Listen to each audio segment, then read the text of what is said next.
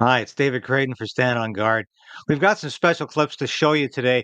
I really hope you have a chance to watch them because Tucker Carlson, yes, that Tucker Carlson, the journalist who was the top rated show on Fox News before he left. Now he's the top rated journalist on social media. He came to Canada. He called it his liberation tour. Went to Calgary and Edmonton, and he said some fantastic things. He said things that Canadians need to hear. He said things that a timid national media press corps that doesn't want to criticize Justin Trudeau because they're in his pocket won't say. And this was really refreshing stuff. We're bringing these clips to you because the sound quality from some of the material out there is not that good. We've got some great quality clips to show you. Trudeau is in most of them, and Tucker Carlson is going after Justin Trudeau on a variety of fronts, but he's talking about why Canada needs liberation from Justin Trudeau. This is exciting stuff, and we need more of it. How about a huge Alberta welcome for the one and only Tucker Carlson?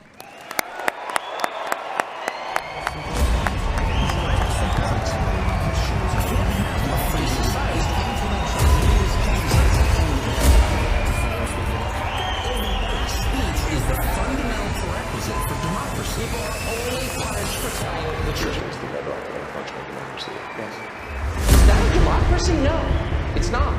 It's not a free country. It's a very scary place. And that's exactly what Canada has become under Justin Trudeau. And the second you decide to tell the truth about something, you are filled with this, I don't want to get supernatural, but you are filled with this power from somewhere else. Try it. Tell the truth about something. You feel it every day. The more you tell the truth, the stronger you become.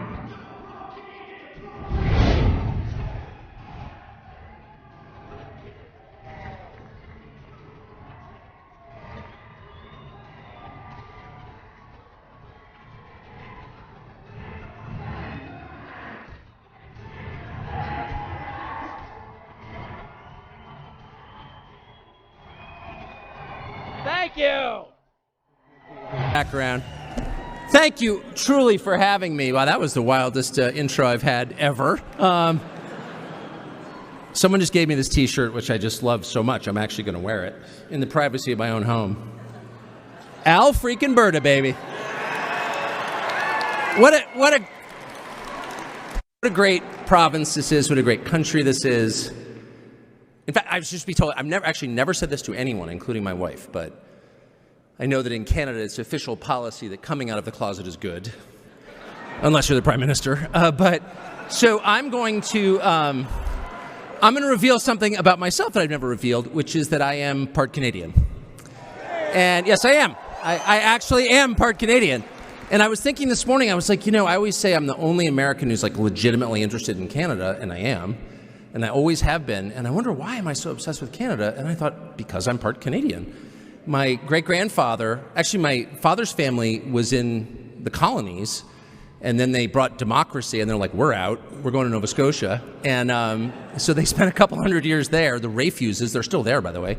I think they're all liberals. But and then my great-grandfather's like, I'm going to try that again. So he comes to the United States, and I'm here as a result. So I feel it. In me is Canadian. And I've been all over your country, and I've been everywhere in your country, and I just think it's a remarkable place. And I think people don't quite understand what Canada is because so much of it is bumped right up against our border. And I would argue, no offense, that the least impressive places in Canada are right up against our border. But once you get past that, it's just unbelievable. I've been to this city a lot because of your mountains, which I just find beyond belief, really the prettiest places I've ever been. This country is the prettiest country I've ever been in. The second biggest country in the world, bigger than the United States, deeper oil reserves than the United States, more natural resources than the United States, and 1/9 the population. And when I hear the lunatics that run your government are like, our population's growing, we're so excited. I'm like, really? You want to live in a crowded country?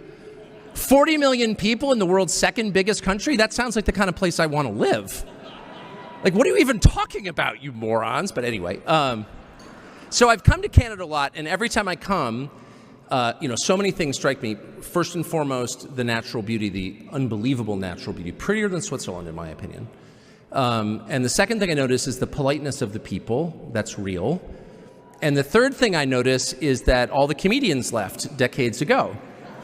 And it brings it out in me. And making fun of Canadians, and as I've already told you, and I hope it's obvious, is done with love. But I just can't control myself because no one will ever laugh at your joke. And so every time I go to Toronto, which I try not to do, but I do wind up there, every time I check in a hotel, I'm like, you guys have hot water?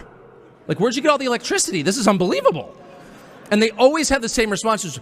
We've had electricity for a long time, eh? Like, no, it's a joke. You don't really have sled dog parking in front. I know that. No, we haven't had sled dogs in a long time, eh? And so I just love it. I've told so many sled dog and Molson jokes. It's just, and I'll never stop.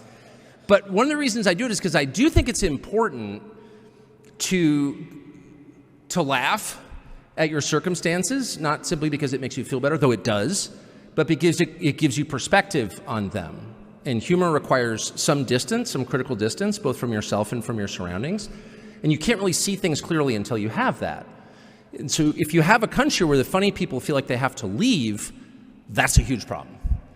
And that's the first problem. The second problem is you can't really be effective as a political movement or a resistance movement, which effectively you are, if you don't laugh at your enemies. Because not only are they evil, and they are, they're also ludicrous. They're ludicrous. And it's really important to say that because it saps their power immediately. Laughing at somebody, and if you're a married man, you know that, no, it's true. Your wife could come and hit you in the face with a 2x4, and that would be less painful than having her laugh derisively at you, particularly when you get out of the shower. That would just end it for you. That would end it. Your male power would evaporate like a puddle on a hot day, like you'd be done. Because it has that effect. And so to look at your enemies, like let's say you had some sort of weird prime minister like to dress up in fussy costumes. It would be super important to point that out a lot, like relentlessly. Somebody told me last night that his base, I was asked, we had this wonderful dinner last night with two of the most famous people in Canada, probably the two most famous people, Lord Black and my friend Dr. Jordan Peterson. And I asked,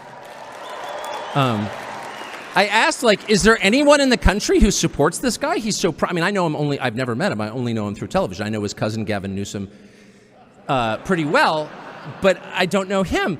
Is there anyone who takes him seriously? And everyone in the room said, oh, yeah. Young people, particularly young women, take him very seriously. They love him. And I thought, there's really only one way to combat that, and that's by pointing out what an absurd poser this guy is. He's like a ridiculous figure. Like, you should dislike and resist Justin Trudeau and his government to the maximum extent of your ability. But before you do that, you should just laugh at him until you can't breathe. Seriously. The guy's like, he's showing up for a costume party when no one else is. There's no costume party, and there's Justin Trudeau. Like, speaking as some sort of moral voice.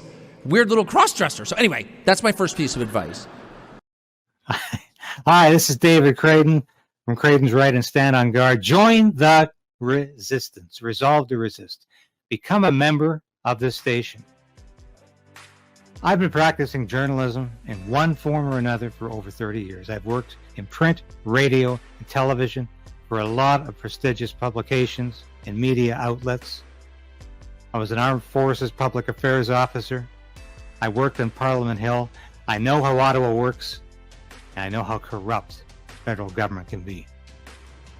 But you can play a part in opposing Justin Trudeau's government and Justin Trudeau's plans for Canada. You can become a part of the Krayden's Right resistance. Now, I urge you today, please support this station in any way you can. And ring that bell, subscribe, because that ensures you're at least going to continue to be able to watch these episodes. You'll beat the algorithm. So we are in a very precarious position in this country. We need political change, but we also need to resolve to resist.